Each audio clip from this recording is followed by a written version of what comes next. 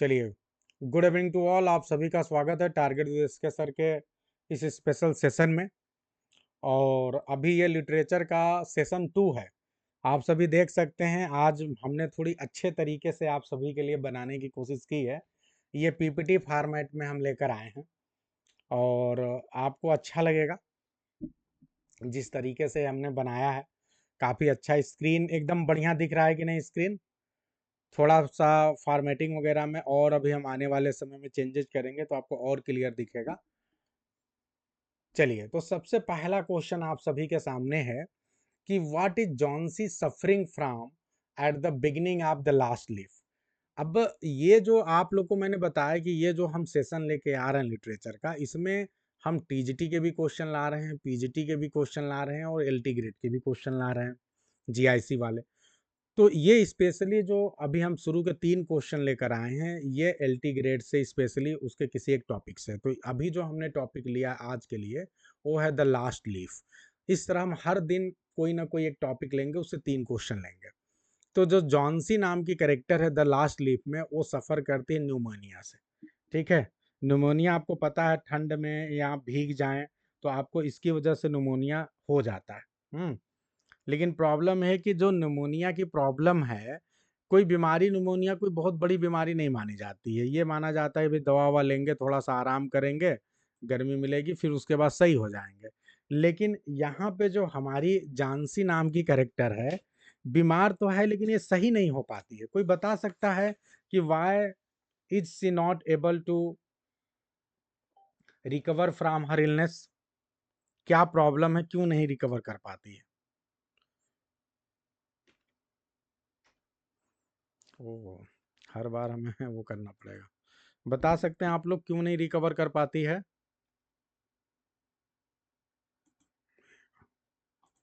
लग रहा है अच्छा हो तो रहा है। एक मिनट। ओके, माल न्यूट्रिशन, क्या ये रीजन है? अच्छा, चंचल जी ने बताया है कि सर जो है वो हेनरी के द्वारा लिखा गया है। स्मिता ने ये बताया है कि सर जॉनसी, शिव, बरहम और डॉक्टर ये करेक्टर्स हैं। ठीक है, बहुत अच्छा जी, 4 मेजर करेक्टर्स हैं। चंचल कह रही बिकॉज सी बिकम्स होपलेस। बिल्कुल सही चंचल जी, एकदम सही बता रही हैं। अनीता पांडे कह रही होपलेस। स्मिता सिंह कह रही हैं and imagining but she will die after falling the last leaf. बहुत अच्छा। दिव्या रुचि होपलेस, बिल्कुल। तो वो उसके साथ एक प्रॉब्लम है। उसके घर के ठीक सामने जहाँ पे वो लेटती है, जिस खिड़की के सामने, दूसरी तरफ की जो दीवार है, उस दीवार पे जो है कुछ लीव्स हैं। जो लटके हुए हैं, जो दीवालों पे लीव्स नहीं, वाइन वगैरह के लटके रहते हैं। तो उसी तरह से जो है वो जो है कुछ ऐसे प्लांट होते हैं जो जिसमें लीव्स जो है दीवालों पे चढ़ के लट मतलब रहते हैं। तो उसी तरह से वहाँ भी एक प्लांट है और उसके जो लीव्स हैं वो वहाँ पे हैं। अब होता क्या है कि धीरे-धीरे लीव्स जो है एक-एक गिर रहे हैं। तो ये अपने आप को उससे एसोसिएट कर लेती है और इसे लगता है कि जब लास्ट वाली लीफ गिर जाएगी, जैसे धीरे-धीरे लीव्स गिर रहा है वैसे-वैसे इसकी लाइफ जो है वो भी कम हो रही है। और जब सबसे लास्ट वाली लीफ गिर जाएगी तो इसका भी जीवन खत्म हो जाएगा। ऐसा वो सोचने लगती है। और उस समय कंडीशन और गड़बड़ हो जाती है जब 6 लीव्स बचते हैं, तो ये कहती है अब मेरे जीवन के सिर्फ 6 दिन शेष बचे हैं। तो इस तरह से जो है ये बहुत ही ज़्यादा होपलेस हो जाती है। और कहा जाता है दुनिया में हर बीमारी का इलाज है, लेकिन यदि आप अपना उम्मीद ही खो दें तो फिर उसका कोई इलाज नहीं है। ठीक है, वही चीज़ है। एक हमने मूवी बहुत दिन पहले देखी थी, दिल का क्या कसूर। तो दिल का क्या कसूर में हमारी जो हीरोइन है, वो हीरो से बहुत प्यार करती है। हाँ, पहले तो उसे खूब उल्टा सीधा कहती है और फिर बाद में उससे प्यार करने लगती है। अब हीरो हमारा उसे पसंद ही नहीं करता है, वो किसी और से प्यार करके शादी कर लेता है। और इस वजह से हमारी हीरोइन बहुत होपलेस है। ठीक है, बहुत ज़्यादा उसका भाई बहुत पैसे वाला है, बहुत रुपये खर्च करता है, उसका दवा कराता है। लेकिन हमारी हीरोइन सही होने का नाम ही नहीं ले रही है क्योंकि वो अंदर से होपलेस है। उसे पता है जिसको मैं चाहती हूँ मुझे मिलने वाला नहीं है। तो फाइनली जो है एंड में वो मर ही जाती है। हैं? हाँ, ये अलग बात है कि मरते-मरते जो है उससे सिंदूर लगवा लेती है। तो तो ये सारी चीज़ें भई यहाँ भी देखिए, ये एकदम होपलेस है। और होपलेस होने की वजह से जो है भाई दिक्कत तो होना ही है। तो आगे बढ़ते हैं, दूसरे क्वेश्चन की ओर चलते हैं। दूसरा क्वेश्चन है, who is Behrman in last leaf. Last leaf में बहरमन कौन है? ये बहुत अच्छा करेक्टर है। ये वो करेक्टर है जिसकी वजह से जो जानसी है उसकी जान बचती है। तो फिलहाल आप ये जाने कि an old painter who lives below Johnsy and Shiv. Johnsy and Shiv, Shiv नाम का एक करेक्टर आ गया। आप फिर समझो आप कि शिव नाम का जो करेक्टर है वो झांसी की फ्रेंड है, और ये दोनों एक साथ एक ही रूम में रहते हैं। दोनों का कोई रिलेशनशिप नहीं है किसी प्रकार का, कि मतलब कोई ब्लड रिलेशनशिप में है ये। बस ये बाहर जॉब की तलाश में आए हैं, चूंकि दोनों एक प्रकार का काम करते हैं तो एक साथ ये रूम ले लेते हैं ताकि किराया शेयरिंग हो जाए। लेकिन शिव बहुत ही जिम्मेदार जो है लेडी है।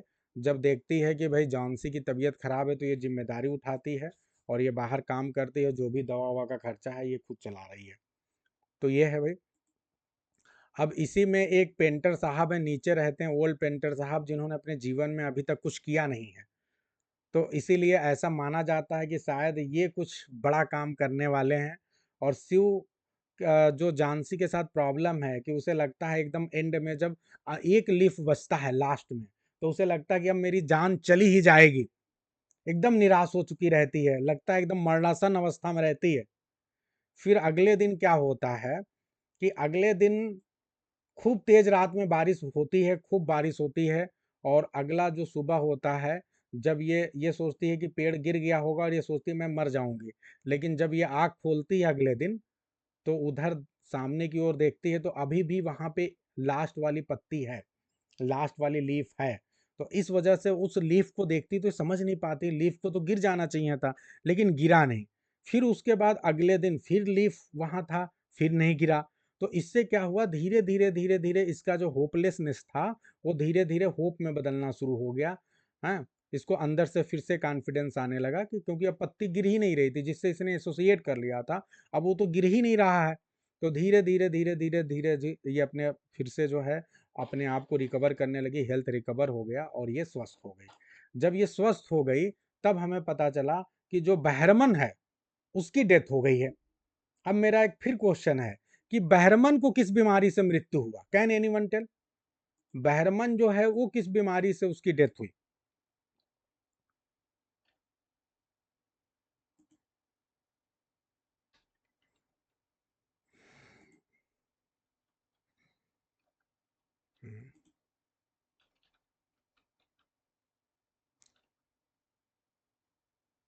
बहुत अच्छा, न्यूमोनिया इटसेल्फ, बहुत अच्छा। मतलब बहरमन को भी न्यूमोनिया हुआ और वो न्यूमोनिया से मर गया। अब फिर यहाँ पे एक प्रश्न आप सभी के सामने आ गया कि वो न्यूमोनिया से मर गया, यानी पहले न्यूमोनिया उसको था फिर इसको न्यूमोनिया हो गया। तो अब आप लोग को एक बहुत अंदर की बात बताता हूँ कि हमें ये बाद में पता चलता है कि बहरमन को न्यूमोनिया क्यों हुआ। क्योंकि वो रात में उसे ये पता चला कि ये लड़की मर जाएगी, क्योंकि वो अंतिम वाला यदि पत्ता गिर गया तो ये लड़की चूंकि उसे एसोसिएट कर चुकी है तो मर जाएगी।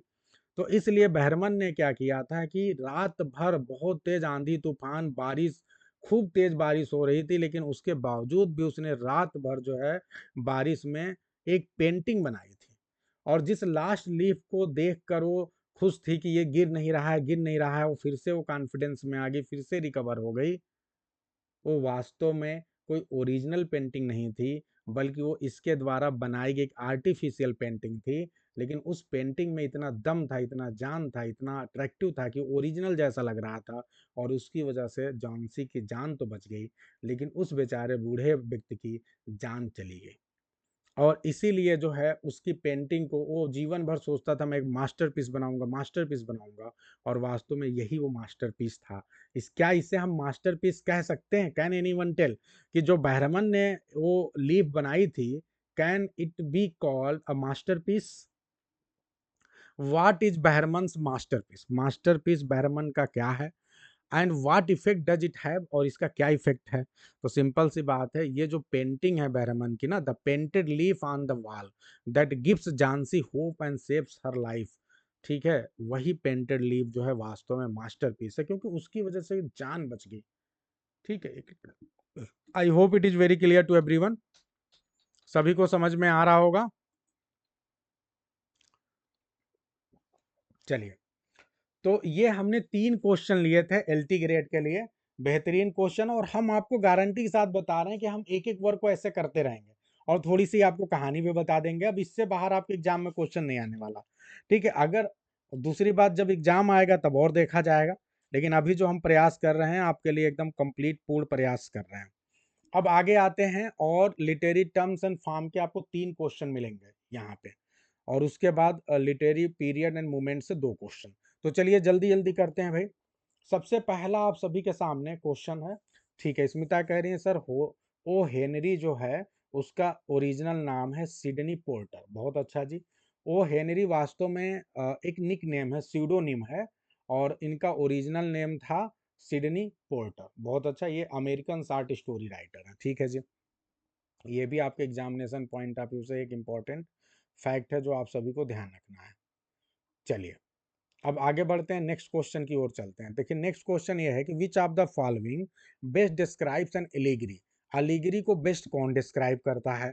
तो आप पढ़िए, अ शॉर्ट ह्यूमरस पोएम, ये हो नहीं सकता। A short poem, a picture that can be interpreted to reveal a hidden meaning, यही वाला है भैया, हिडन मीनिंग निकालता है एलिगरी, ठीक है? टिपिकली अ मॉरल और पॉलिटिकल वन, ठीक है? बी वाला ऑप्शन आपका सही है।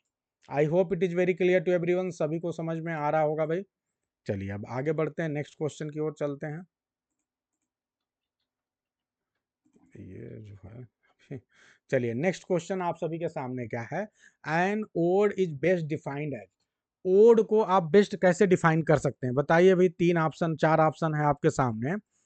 Short amusing poem with a fixed rhyme scheme, क्या ये ओड हो सकता है? No. Long serious lyrical poem typically address to a particular subject, ये है ओड। तो बी वाला ऑप्शन यहाँ पे बेस्ट ऑप्शन है, करेक्ट ऑप्शन होगा ये। चलिए आगे बढ़ते हैं, नेक्स्ट क्वेश्चन। ये क्वेश्चन बहुत इजी है, लेकिन मैंने इसलिए लिया क्योंकि ये आपके एग्जाम में बहुत बार आ चुका है, ठीक है? तो ये आपको एकदम रट्टा होना चाहिए। चलिए जल्दी से बताइए कि शेक्सपियरियन इंग्लिश सोनेट का क्या है राइम स्कीम? अब ये तो आपके सामने बहुत आसान है, A B C D E F G G. लेकिन मेरा अगला प्रश्न आप सभी से है कि आप ये बताइए कि अगर आपके एग्जाम में ये आ जाए कि स्पेंसरियन सोनेट राइम स्कीम बताएं आप, स्पेंसरियन सोनेट का राइम स्कीम क्या है? तो वो अगर आप बताएं तो हम माने। चलिए स्पेंसरियन सोनेट का राइम स्कीम बताएं, जल्दी फास्ट, जल्दी से आप लोग टाइप करेंगे, मैसेज लिखेंगे, जल्दी बताएं fast. A B C D E, बिल्कुल स्मिता एकदम सही बता रही हैं आप। रागनी दुबे एकदम सही बता रही हैं, बहुत अच्छा। अब अगर मैं आपसे ये कहूं कि ये बताइए कि जो पेट्रार्कन सोनेट है, यानी इटालियन सोनेट है, उसके ऑक्टेव का, ऑक्टेव एकदम फिक्स होता है, तो ऑक्टेव का राइम स्कीम कोई बता सकता है क्या? स्पेंसरियन, सॉरी, पेट्रार्कन सोनेट का ऑक्टेव। बहुत अच्छा स्मिता, रुचि बहुत अच्छा, ए बी बी, बहुत अच्छा। चंचल जी बहुत अच्छा भाई। प्रियंका वर्मा, रागनी, अनीता पांडे, बहुत अच्छा प्रयास कर रहे हैं भाई आप लोग। एकदम समझ में आ रहा है, मजा आ रहा है कि नहीं आ रहा है? तो देखो हम आपको सिंपल क्वेश्चन भी ले आएंगे तो आपको कई क्वेश्चन वहां से कनेक्ट करवा देंगे। अब मेरा एक छोटा सा प्रश्न का जवाब और बता दो कि जो सोनेट होता है वास्तव में ये कौन से मीटर में लिखा जाता है? Can anyone tell what is the meter of each line of sonnet? Can anyone tell meter कौन सा होता है? जल्दी बताएं फास्ट। आयम्बिक पेंटामीटर, बहुत अच्छा, बहुत अच्छा जी। चलिए अगर मैं पूछूं आपसे कि जो शेक्सपियरियन सोनेट है या फिर आपका स्पेंसरियन सोनेट है, इसकी एंडिंग कैसे होती है? कौन बताएगा? कपलेट से होती है, बहुत अच्छा जी। एंडिंग कपलेट से होती है, बहुत अच्छा। लेकिन अगर आप बेस्ट आंसर देते तो आप बताएंगे हीरोइक कपलेट। क्या बताएंगे? कपलेट तो है, लेकिन वो कपलेट कैसा है? हीरोइक कपलेट है, क्योंकि हीरोइक कपलेट राइम करता है। अगर मैं आपको 2 ऑप्शन दे दूं, हीरोइक कपलेट है कि ब्लैंक वर्स है कि फ्री वर्स है, तो आप वहां मारेंगे हीरोइक कपलेट, क्योंकि 2 लाइंस अगर राइम करती हैं तो हीरोइक कपलेट हो जाती है। चलिए जी बहुत अच्छा जी, अगले क्वेश्चन की ओर चलते हैं, बहुत बेहतरीन। आगे बढ़ते हैं। विच of the following character is most associated with neo classicism? बताइए कौन सा जो है कैरेक्टरिस्टिक नियो क्लासिसिज्म से सबसे ज्यादा कनेक्टेड है? बहुत बेहतरीन क्वेश्चन है आप सभी के सामने, और इस क्वेश्चन को जितना अच्छा समझेंगे इसके बाद वाले क्वेश्चन का उतना अच्छा जवाब देंगे आप। Emphasis on emotion and individualism, क्या इमोशन पे और इंडिविजुअलिज्म पे फोकस था? दूसरा, adherence to classical form order and reason. तीसरा, focus on the supernatural and exotic, rejection of ancient Greek and Roman aesthetic. तो वास्तव में इसका जो करेक्ट आंसर होगा that will be the B answer. इनको उन्होंने पूरी तरह से जो क्लासिकल फॉर्म है, ऑर्डर है, रीजन है, उसको पूरी तरह से क्या किया, उसको फॉलो किया था। बहुत अच्छा। अब अगला क्वेश्चन आप सभी के सामने स्क्रीन पे है कि which of the following is a central theme in romantic literature. देखिए ये पीरियड से हम कितना बेहतरीन क्वेश्चन लेके आ रहे हैं, लिटरेरी पीरियड से। कौन सा जो है सेंट्रल थीम है रोमांटिक लिटरेचर का? ऑप्शन पढ़ते हैं।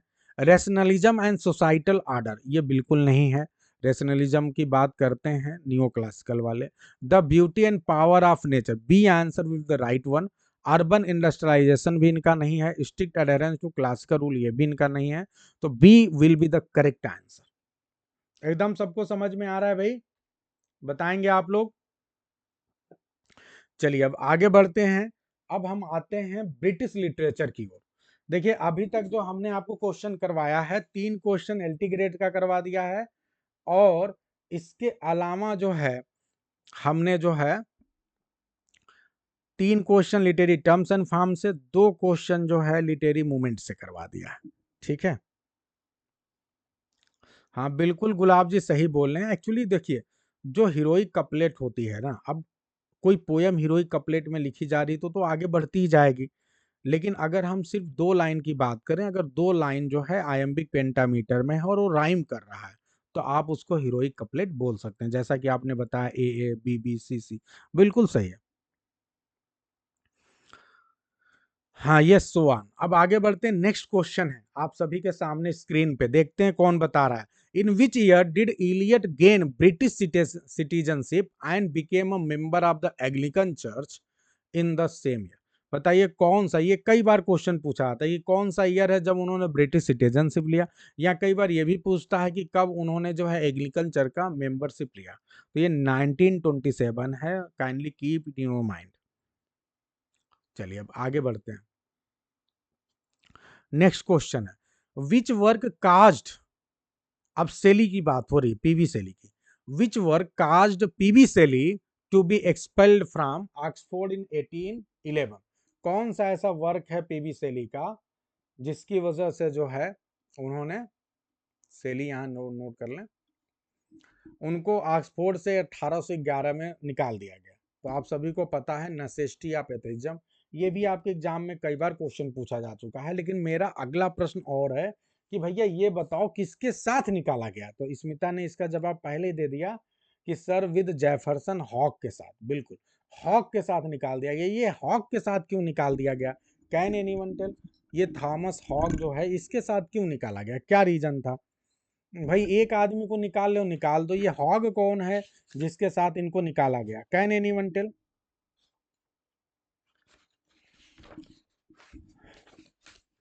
क्योंकि वह भी इन्वॉल्व था। हॉग इनके क्लासमेट थे, अगर सिंपल शब्दों में आप समझें तो हॉग और ये दोनों क्लासमेट थे, और दोनों ने मिलके एक पंपलेट लिखा था जिसका नाम था द नेसेसिटी ऑफ एथिज्म। ठीक है, तो दोनों ने मिल के लिखा था, इसलिए दोनों को कॉलेज से निकाल दिया गया। ठीक है, हाँ ऐसा क्यों है आप समझ सकते हैं। टॉपिक कैसा, एथेइज्म। थीजम मतलब होता है धर्म को मानना, धर्म से रिलेटेड। अब यहाँ पे एथेइज्म की बात की जा रही है, ये कह रहे हैं कि भैया धर्म को ना माना जाए, इसके लिए क्या जरूरत, क्यों जरूरत है कि आज धर्म को ना माना जाए? तो भैया ये जो है बढ़िया है, और ऐसे चीज़ों के लिए सेली माने जाते, बहुत ही रेवोल्यूशनरी पोएट माने जाते थे ये अपने समय के। और इस तरह की चीज़ें इन्होंने बहुत कम एज से शुरू कर दिया था। अब एक फिर अगला क्वेश्चन आपके सामने बहुत बेहतरीन है, देखते हैं कितने लोग बता पा रहे हैं कि which of the following is not included in 1819 odds of Keats? Keats ने जो अपने ओड्स लिखे थे, तो ऐसा कौन सा आपको ये बताना है कि भैया,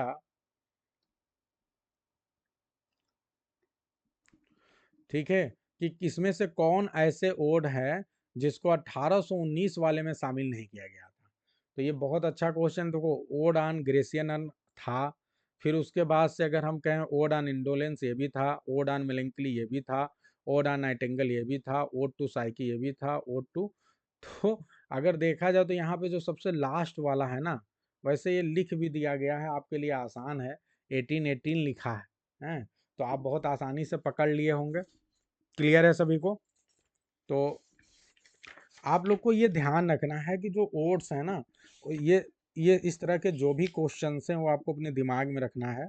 और इससे जो है कितने ओड्स आया, स्पेशली जो किड्स से रिलेटेड जो ओड्स हैं ना, वो बड़े इंपॉर्टेंट है। 1819 वाले जितने भी ओड्स हैं वो बड़े इंपॉर्टेंट हैं, वहाँ से क्वेश्चन आपके लाइन से भी रिलेटेड आ सकती है, तो प्लीज़ आप उसे ज़रूर तैयार करें। चलिए आगे बढ़ते हैं।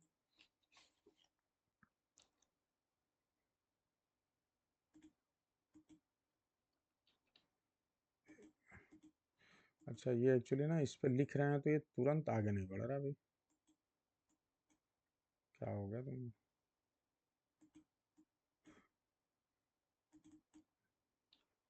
चलिए,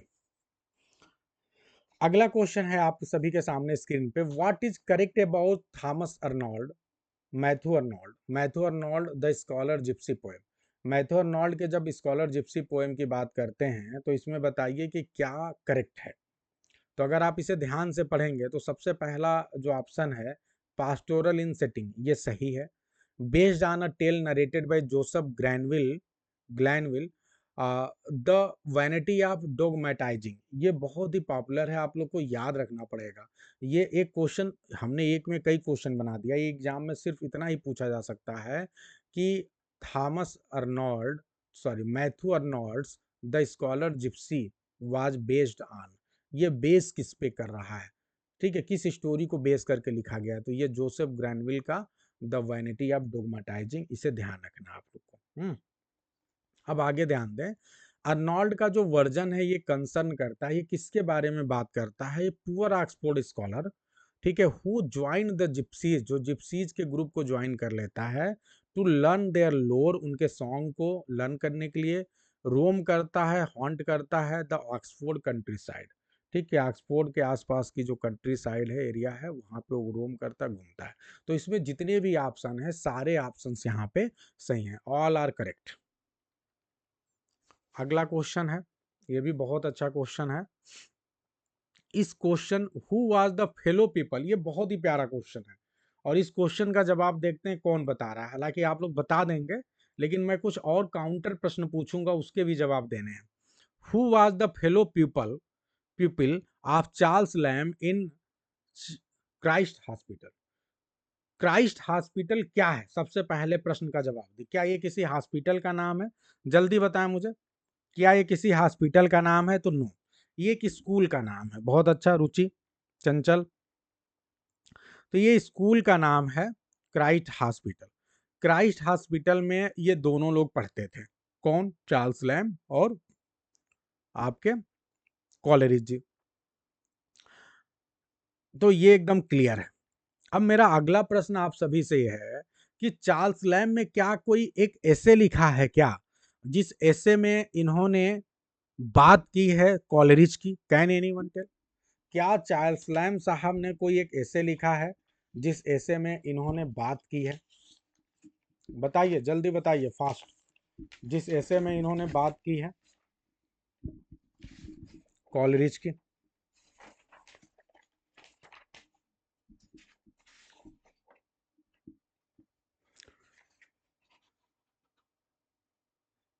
अच्छा, चंचल बता रहे हैं गाइज हॉस्पिटल किड्स, ये क्या आप क्या बता रहे हैं? स्मिता कह रही है क्राइस्ट हॉस्पिटल, अच्छा क्राइस्ट ही बोलना चाह रहे हैं। 30 and 5 years एगो, 5 and 30 years एगो। चलो, स्मिता काफी हद तक पहुंच गई हैं। ठीक है, इसमें नाम क्या है ऐसे का आप समझ लें अच्छे से, बल्कि नोट भी कर लें कि जो एक ऐसे लिखा था चार्ल्स लैम्ब साहब ने, काफी इंपॉर्टेंट है आपके एग्जामिनेशन पॉइंट ऑफ व्यू से। ऐसे का नाम क्या है? ऐसे का नाम है क्राइस्ट हॉस्पिटल,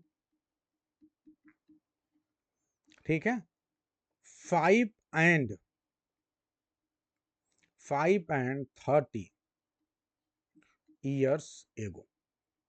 ये आपको ध्यान रखना है, क्योंकि ये बहुत इंपॉर्टेंट है। दोनों बहुत बड़े राइटर हैं, बहुत इनकी मित्रता बहुत याद की जाती है, बहुत लंबे अरसे तक याद की जाती है। बहुत अच्छी मित्रता थी, दोनों एक दूसरे के हमेशा सुख दुख में काम आते थे, हमेशा एक दूसरे के लिए अच्छे पत्र लिखते थे, अच्छा व्यवहार करते थे, एक दूसरे को ध्यान रखते थे। ठीक है, ठीक है। अब कुछ एक दो और महत्वपूर्ण बातें हैं जो आपको ध्यान रखना है। वास्तव में जो है कॉलरिज साहब ने ऐसे में बहुत सी अच्छी अच्छी बातें कही है। सैमुअल टेलर कॉलरिज के लिए जो है इन्होंने एक सेंटेंस बोला है, वो थोड़ा सा आप नोट कर लें। एक एक सेंटेंस में बोल रहा हूं, वो नोट करना है आपको। लैम्ब ने एक बार कॉलरिज को क्या कहा था? इन्होंने कहा था कि द ओनली इंस्पायर्ड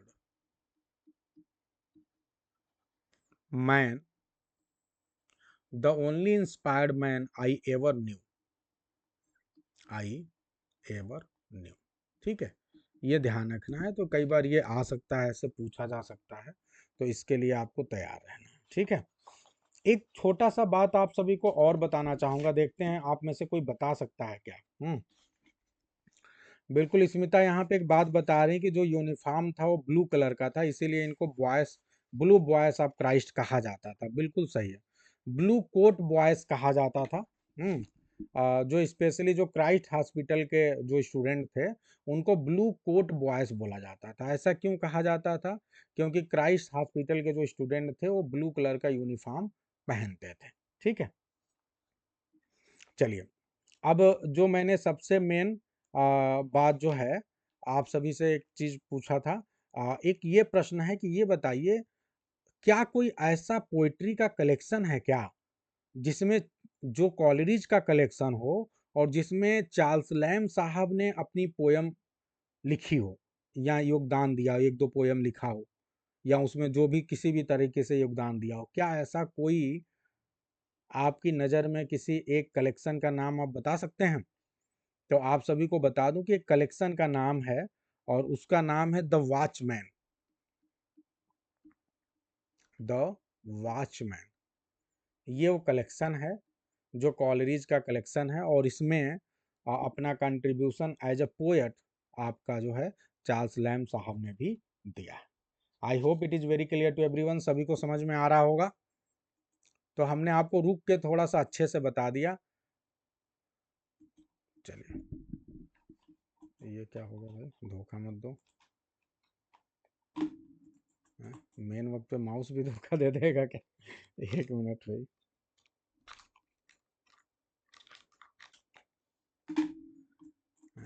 अचानक माउस चलना बंद हो गया, धोखा दे दिया तो।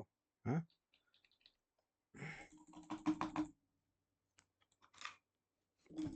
एक सेकेंड आप लोग रुकेंगे। चलिए, आज माउस गिर गया था।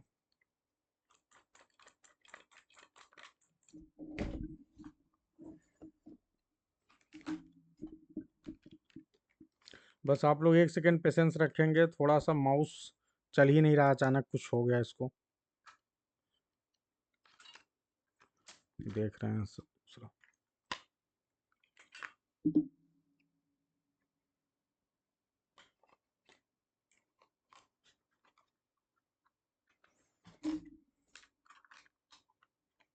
चलिए, ये काम करने लगा।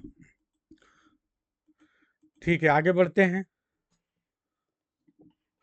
अच्छा, गुलाब जी कह रहे हैं लैम और कॉलरिज करके क्वेश्चन आया था, इसके अलावा अभी आनंद जी भी बता रहे थे। ठीक है, चलिए पढ़ते रहते हैं तभी तो बात बनेगी। चलिए अगला प्रश्न है। बिल्कुल ये पहला कलेक्शन था चार्ल्स लैम इनका, कॉलरिज का, द वॉचमैन। अब अगला प्रश्न है आप सभी से, what was the profession of Hemingway's father mister Clarence Hemingway? Hemingway के फादर क्लैरेंस हमिंगवे का क्या प्रोफेशन था? Can anyone tell? बहुत अच्छा क्वेश्चन है, बताइए भाई। इनके फादर का क्या था? फिजिशियन थे। बहुत सिंपल क्वेश्चन है। आप लोग को जो हमने बायोग्राफी का टेस्ट कराया है वहाँ पे क्वेश्चन था भी, तो हमने कुछ क्वेश्चन तो वहीं से लिया कि चलो देखें, कुछ ध्यान भी है, ये सब खत्म हो गया। अगला प्रश्न पूछते हैं, ये भी बहुत प्यारा प्रश्न है। William Faulkner won Pulitzer prize for fiction. William Faulkner को पुलित्जर प्राइज मिला था फिक्शन के क्षेत्र में। आप बताइए, क्या फेबल के लिए मिला था या रेवर्स के लिए मिला था? बहुत अच्छा, स्मिता कह रही है दोनों के लिए मिला था, रुचि भी कह रही है, आनंद भी कह रहे हैं, ओमी भी कह रहे हैं, अनीता पांडे, स्मिता सिंह। ठीक है, अगर दोनों सब लोग बता रहे हैं तो भी ठीक है। हाँ बिल्कुल, डेट को लेके स्मिता बहुत क्लियर है, बहुत अच्छी बात है भाई। डेट आपको बता दूं कि आपको जो इस समय दिख रहा है, जैसे फेबल वास्तव में पब्लिश हुआ था 1954 में, तो क्या इनको पुलित्जर प्राइज भी 1954 में मिल गई थी? ये काफी इंपॉर्टेंट है। तो ये सच नहीं है, पब्लिश हुआ था 1954 में, लेकिन पुलित्जर प्राइज एक साल बाद मिला। तो अब फेबल के लिए जो पुलित्जर प्राइज मिला था वो कब मिला? 1955 में। इसी तरह से जो रेवर्स है 1962 में पब्लिश हुआ, लेकिन जो पुलित्जर अवार्ड मिला वो एक साल बाद मिला, 1963 में। तो ये बहुत इंपॉर्टेंट फैक्ट है, क्योंकि अगर पुलित्जर अवार्ड की डेट पूछ गई तो वहां आप गड़बड़ा जाएंगे, तो इसीलिए पब्लिकेशन के बाद डेट भी याद रखना जरूरी है। चलिए अब आगे बढ़ते हैं नेक्स्ट क्वेश्चन की ओर भाई, चलो। हाँ, ये भी क्वेश्चन आप लोग को बायोग्राफी में पहले पूछा जा चुका है, देखते हैं आपके एग्जाम के पॉइंट ऑफ व्यू से बहुत इंपॉर्टेंट, इसलिए हमने ले लिया। On July 22 1961 frost was named. Frost को जो है किस नाम से जाना गया 1961 के बाद, या इनको कौन सा पद दिया गया? तो इनको पोएट लॉरिएट ऑफ वर्मोंट के नाम से इनको पद दिया गया था। ठीक है, चलिए अगला क्वेश्चन आप सभी के सामने स्क्रीन पे है। हाँ, नेट में भी पूछा गया, ठीक है। In which year Leaves of Grass was first published? ये भी बहुत अच्छा क्वेश्चन है, देखते हैं कौन बता रहा है। लीव्स ऑफ ग्रास जो है पहली बार कब पब्लिश हुआ था, किस ईयर में पब्लिश हुआ था? तो 1855 में पब्लिश हुआ था। मेरा अगला प्रश्न है, देखते हैं कितने लोग जवाब दे पाते हैं, कि जो इसका पहला कलेक्शन आया था उसमें कितने पोएम्स है? Can anyone tell how many poems were there in the very first collection?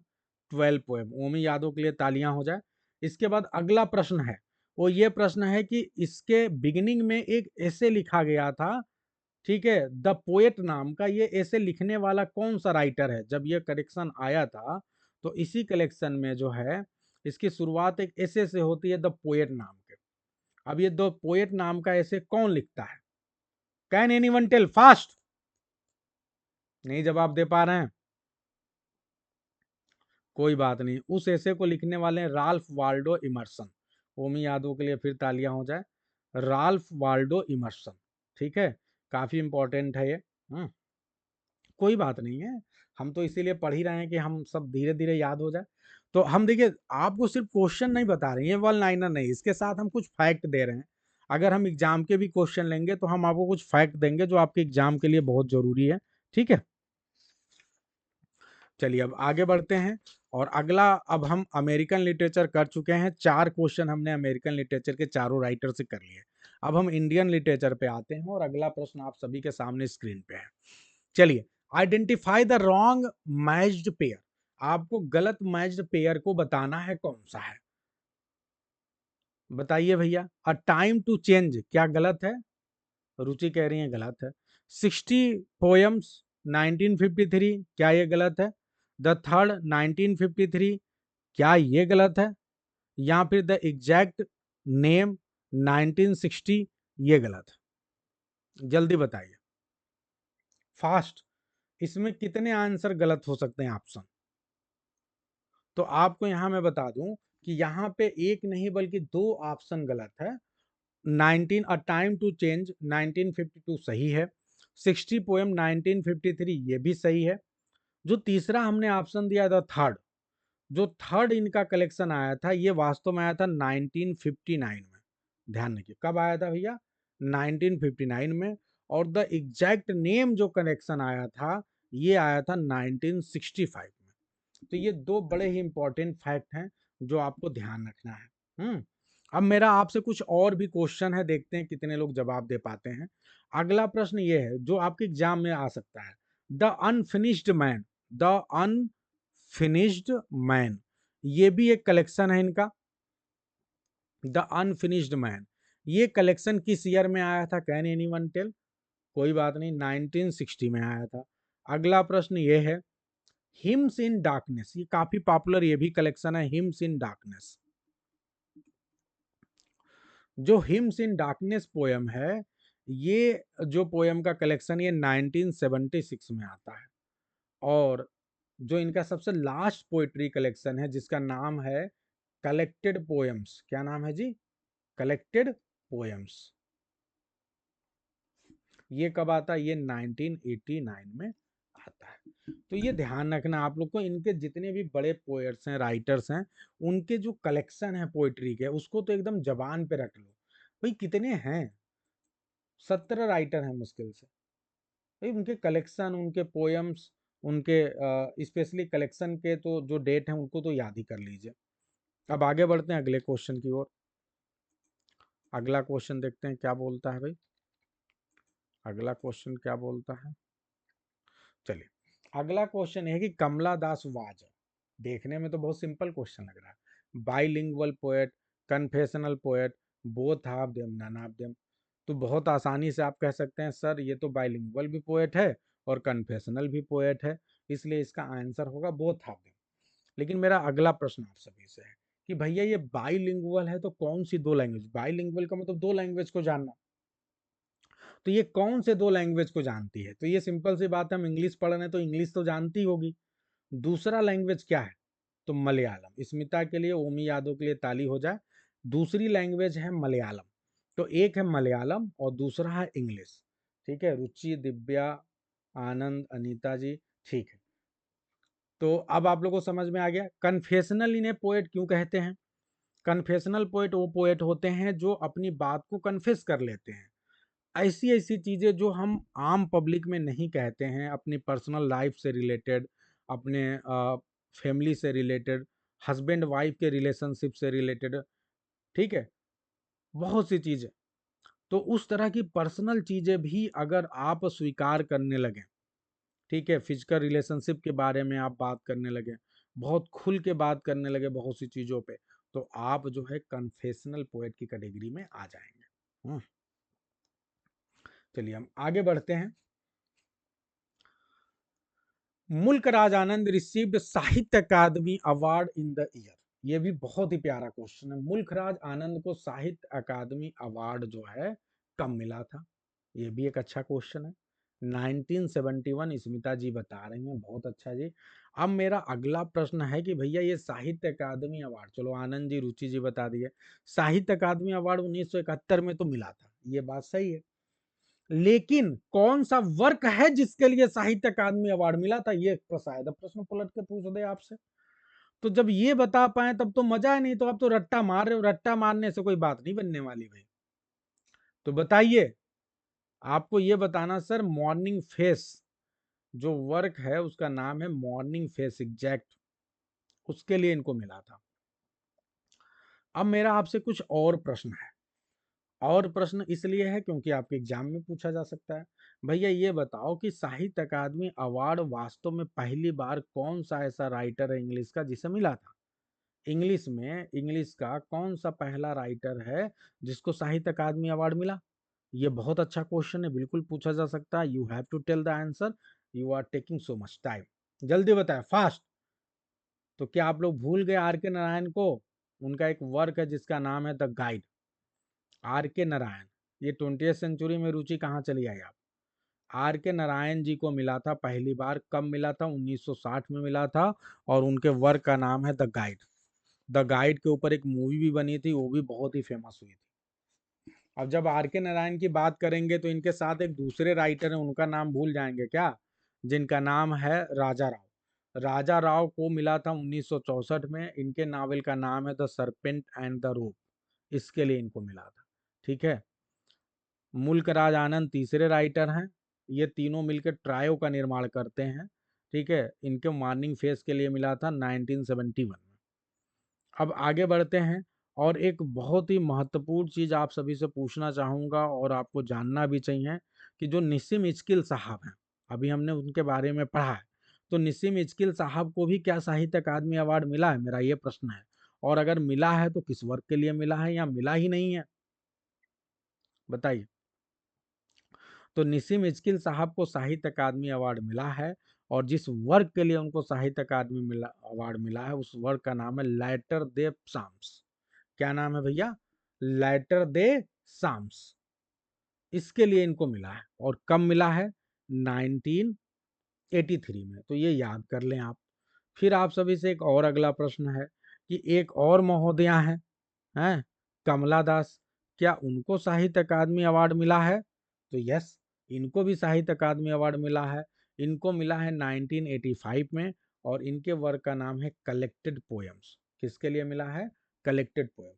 तो भाई ये 5 राइटर आपके सिलेबस में है, स्पेशली 3 राइटर और 2 राइटर और बड़े महत्वपूर्ण है। इतने के नाम तो आपको याद ही रखना पड़ेगा। ठीक है जी।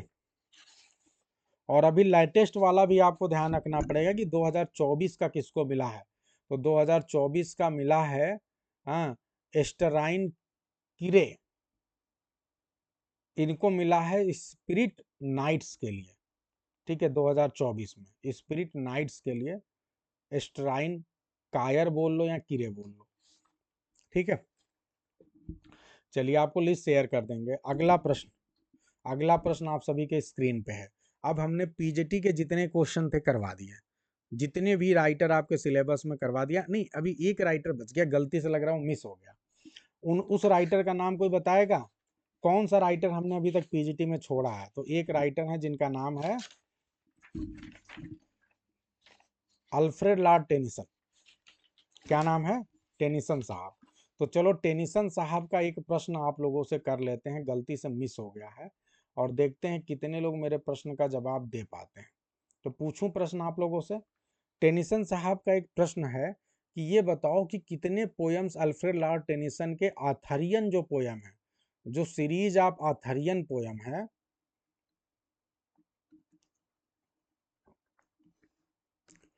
इसमें कितने पोयम्स हैं? How many poems? ठीक है, जो किंग आर्थर की इनकी जो सीरीज है उसमें कितने पोयम्स हैं? ये एक सिंपल सा प्रश्न है आप सभी से। ठीक है, क्या इसका जवाब है आप सभी के पास? नो, कोई बात नहीं भाई, इसका जवाब है 12। कितने पोयम हैं? 12। ठीक है, देखने में आपको 14 लग सकता है, लेकिन एग्जैक्ट है 12। ठीक है, होता क्या है कि एक पोयम जो है ना उसको 2 पोयम में बना दिया जाता है बीच में, और इसके अलावा जो लास्ट में एड्रेस किया जाता है क्वीन को, उसको भी एक पोयम लोग मान लेते हैं। तो इस तरह से कई बार 14 दिखने लगता है, लेकिन एग्जैक्टली ये है 12। अब ध्यान दें, आप लोग को मैं टोटल पोयम्स के नाम बता रहा हूँ कौन कौन से हैं ये। कमिंग ऑफ आर्थर, ये सबसे पहला पोयम है, पहला मतलब जो है सेक्शन है इसका, कमिंग ऑफ आर्थर। इसमें जो किंग आर्थर हैं उनके राइज को दिखाता है, कैसे वो किंगशिप तक पहुंचते हैं, कैसे वो राजा बनते हैं ब्रिटेन के। दूसरा है गरेथ एंड लिनेट। ठीक है, ये गरेथ के क्वेस्ट एंड नाइटहुड की बात की जाती है। एक्चुअली इनके जो नाइट्स हैं उनकी बात की जाती है इसके बाद। फिर उसके बाद है द मैरिज ऑफ, ठीक है, ग्रैंट। ये गैरेंट के मैरिज की बात की जाती है और उसके डाउट्स पे है। फिर अगला है गैरेंट एंड एनिड। फिर उसके बाद है बालिन एंड बालन। ठीक है, ये 2 भाई हैं, बालिन एंड बालन। आपसे एग्जाम में पूछे कि बालिन एंड बालन कौन है, तो ये 2 ब्रदर्स हैं। ठीक है, उनकी ट्रेजिक कहानी है इस सेक्शन में। फिर उसके बाद से मर्लिन एंड विवियन है। ठीक है, तो यहाँ पे क्या है कि विवियन जो है ये बिट्रायल कर देती है मर्लिन के साथ। ठीक है, उस पे है। फिर उसके बाद है लैंसिलॉट एंड एलेन। ठीक है, इसमें जो एलेन है ये अनरिक्वायर्ड लव फॉर लैंसिलॉट दिखाया गया है। बस बताता जा रहा हूँ, आप लोग को बाद में भेज दूंगा। फिर उसके बाद है the holy grail. The holy grail जो है ये बहुत ही महत्वपूर्ण सेक्शन है, इसमें नाइट के स्पिरिचुअल क्वेस्ट को दिखाया गया है। फिर उसके बाद है पैलियास एंड इटारे। ठीक है, फिर उसके बाद है द लास्ट टूर्नामेंट। 10 हो गए। और उसके बाद है ग्विनवेरे। और सबसे लास्ट में है द पासिंग ऑफ आर्थर। ठीक है, आर्थर का फाइनल बैटल होता है और डिपार्चर होता है। ठीक है, अब आप सभी से एक प्रश्न है मेरा। ये 12 बुक के मैंने नाम बताया, आप सभी से प्रश्न ये है कि ये बताओ कि ये जो आर्थरियन लीजेंड है इसका कॉन्सेप्ट या मेन स्टोरी कहाँ से लिया है, आथर की कहानी कहाँ से लिया है आपके टेनिसन साहब ने, कौन सा ऐसा राइटर या कौन सी ऐसी बुक है जिससे वो प्रेरित होके ये वाली कहानी लिखते। कैन एनीवन टेल, फास्ट जल्दी बताएं, इतना टाइम नहीं लगाना है, जल्दी बताइए फास्ट। अरे भाई क्या हो रहा है, पीजीटी का एग्जाम आप 2 महीना पहले देने वाले थे, जवाब अभी देने में दिक्कत आ रही है। अच्छा, मार्टे डी आर्थर बता रही स्मिता जी, रुचि बता रही मार्टे डी आर्थर, बिल्कुल। लेकिन लिखा किसने, थॉमस मैलरी, थॉमस मैलरी साहब ने लिखा था ली मार्टे डी आर्थर, वहीं से ये प्रभावित है। ठीक है, ली मार्टे डी आर्थर। ठीक है,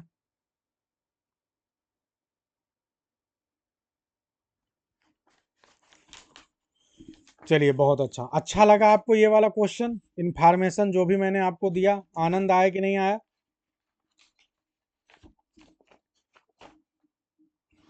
चलिए अब आगे बढ़ते हैं नेक्स्ट क्वेश्चन की ओर। जब अच्छा लगे तो तारीफ करने से पीछे ना हटा करें। चलिए अगला प्रश्न आप सभी के सामने स्क्रीन पे है।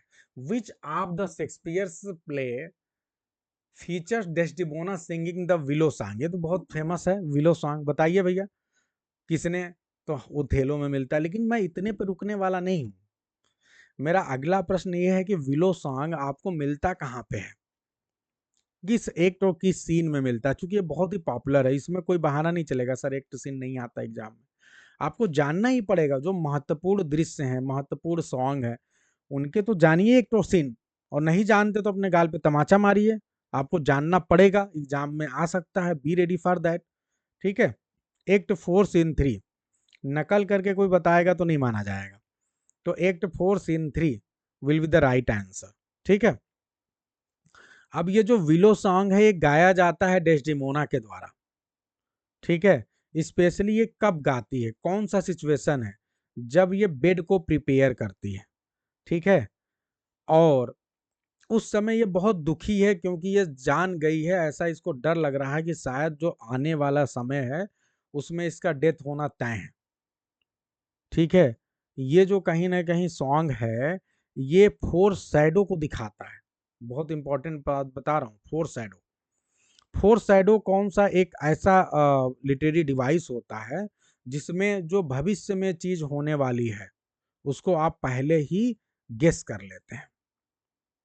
ठीक है, आपने बहुत बार सुना होगा कि दादाजी की जब डेथ होने वाली थी तो सबको एक साथ बुलाए, सबसे बात किए हैं, और फिर आप कहते हैं कि हम लोग को तो उनकी बात इस तरीके से ऐसा लग रहा था कि उनको पता चल गया था कि वो जाने वाले हैं, तो इतना ज्यादा सबको बुला के सबसे बात किए, है ना, ये सारी चीजें।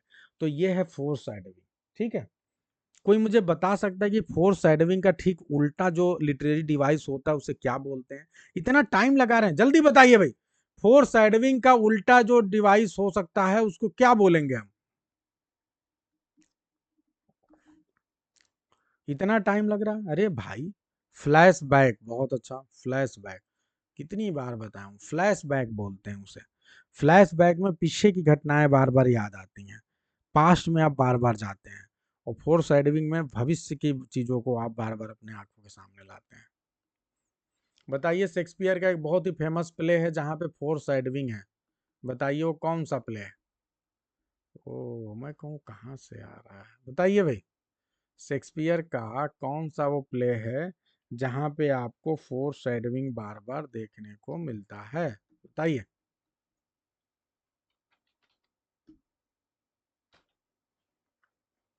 जूलियस सीजर, बहुत अच्छा जी, बहुत अच्छा। बार बार अलग अलग करेक्टर के द्वारा, जैसे सूद शायर के द्वारा, ठीक है, और भी एक करेक्टर बताइए, दूसरा कौन सा करेक्टर जो लेटर लेके पहुंच जाता है, जो लेटर लेके पहुंच जाता है और कहता है कि भैया इस लेटर को पढ़ लो, उस लेटर में लिखा रहता है कि उनके खिलाफ साजिश हो गई, बताओ लेटर का नाम बताइए। फिर आपका जो नाम सही नहीं है। फिर इसके अलावा जो है कल्पुनिया भी नींद में सुनती, नींद में देखती है, तो वो भी कहीं ना कहीं आभास लगाती है। चलिए अगला प्रश्न है आप सभी के साथ, आप सभी से, कि मुल्क राज आनंद रिसीव्ड, अच्छा ये तो हो गया लग रहा है, ये भी हो गया, आगे बढ़ते हैं। What is the full title of Wordsworth poem commonly known as Tintern Abbey. बहुत इजी क्वेश्चन है, शायद आप लोग जवाब दे लें कि वर्ड्सवर्थ का जो पोयम है आर्टिमिडोरस, अब जाके सही लिखा। मुझे बहुत दुख हो रहा है प्रियंका वर्मा, दिव्या, क्या कर रहे हैं आप लोग? स्पेलिंग सही बताएं, कम से कम इम्पोर्टेंट क्वेश्चन है आर्टिमिडोरस। ठीक है। अगला प्रश्न है कि भाई टिंटन नबी का सही सही पूरा फुल टाइटल बताओ। तो फुल टाइटल है सी, बहुत बड़ा सा टाइटल है। Lines composed a few miles above Tintern Abbey on revisiting the banks of Wye during a tour July 13 1798। बहुत अच्छा जी, आपको टाइटल से भी कहीं क्वेश्चन घुमा के पूछ दे तो इसलिए उसके लिए भी हम तैयार कर रहे हैं। अच्छा, जो मिल्टन साहब की पोयम है पैराडाइज लॉस्ट, इसकी जो शुरुआत के 26 लाइन है, what is the primary subject the muse is invoked to sing about, वो कौन सा प्राइमरी सब्जेक्ट है जिसके लिए जो है पोएट म्यूज को इन्वोक करता है, जिसपे वो गाना चाहता है, जिसपे वो बात करना चाहता है पैराडाइज लॉस्ट में, यानी थीम क्या है? तो थीम क्या है? The creation of the heavens and the earth, ये बिल्कुल नहीं है। The fall of man and the loss of paradise, क्या ये है? बिल्कुल यही है, बी आंसर। अब आते हैं सबसे लास्ट क्वेश्चन में आज के। What is the main theme explored in John Galsworthy's play Loyalties? John Galsworthy का जो लॉयल्टीज प्ले है, इसमें मेन थीम क्या है? Conflict between capital and labour, क्या ये है? ये तो नहीं, ये तो स्ट्राइफ में है। The cruelty of solitary confinement, ये किस में है भाई?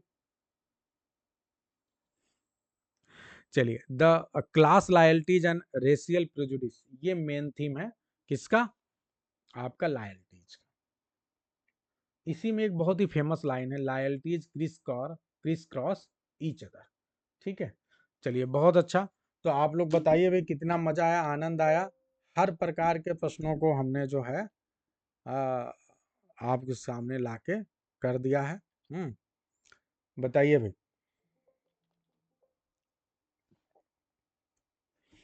Happy everyone. एक साथ हम बहुत सी चीज़ें डिस्कस कर रहे हैं, हम आपको साइड से भी अलग से भी बता रहे हैं। अगर प्रश्न सिंपल है तो हम अलग से आपसे इंफॉर्मेशन पूछ रहे हैं, आपको याद करवा रहे हैं, और आपको सच बता रहे हैं कि ऐसे थोड़ा सा डिफिकल्ट है मेरे लिए क्वेश्चन लाना, क्योंकि सोचो हर राइटर पे एक क्वेश्चन लेके आ रहे हैं। आपके टीजीटी पीजीटी मिला के 17 राइटर हैं, तो हमने 17 क्वेश्चन उन पे लिया। हमने लिटरेरी टर्म्स एंड फॉर्म पे 3 क्वेश्चन लिया। हमने लिटरेरी पीरियड एंड मूवमेंट पे 2 क्वेश्चन लिया। हमने जो है एलटी ग्रेड पे कम से कम एक वर्ग को लेकर चल रहे हैं 3 क्वेश्चन, ताकि एक वर्ग के बारे में हम आपसे बात कर सकें 3 क्वेश्चन के माध्यम से। तो ये प्रयास चल रहा है, बिल्कुल आप लोग सफलता की ओर बढ़ रहे हैं। हाँ, एक बार जरूर बताएं कि आप लोग को लग रहा है कि इस तरह का सीरीज अगर आता रहेगा कंटिन्यूअसली तो आपको बेनिफिट होगा, आपके रिवीजन में काफ़ी हेल्पफुल साबित होगा, और साथ ही साथ लर्निंग भी होगी। ठीक है, तो अगर आपको ऐसा लगता है जैसा कि आप लोग यहाँ मैसेज लिख रहे हैं, तो आपको यूट्यूब पे भी देना है। आप लोग, मैं देख रहा हूँ कि पिछली 2-3 वीडियो जो हमने यूट्यूब पे डाले हैं उसको तो आपने देखा ही नहीं। पता नहीं क्यों लापरवाही चल रही। द हिंदू का पूरा एनालिसिस डाला है, नहीं देख रहे हैं आप, किसी को शेयर भी नहीं कर रहे हैं, पता नहीं क्या कर रहे हैं। इसके अलावा जो है हमने जो है आ, आपका ये करवाया है टीजीटी पीजीटी वाला, इसको भी शेयर करिए जम के, जितने भी ग्रुप्स हैं अपने दोस्तों में साथियों में भेजिए, ये वाला भी भेजिए। ये बहुत फायदेमंद है, चाहे टीजीटी की तैयारी करे, चाहे एलटी की, चाहे पीजीटी की, चाहे किसी भी एग्जाम की तैयारी कर रहा हो, ये इंग्लिश से रिलेटेड हर एग्जाम में हेल्प करेगा लिटरेचर के सेक्शन में। सभी को गुड नाइट, मिलते हैं आप सभी से अगले सेशन में, अगली क्लास में न्यूज़पेपर एनालिसिस के। Good night to everyone.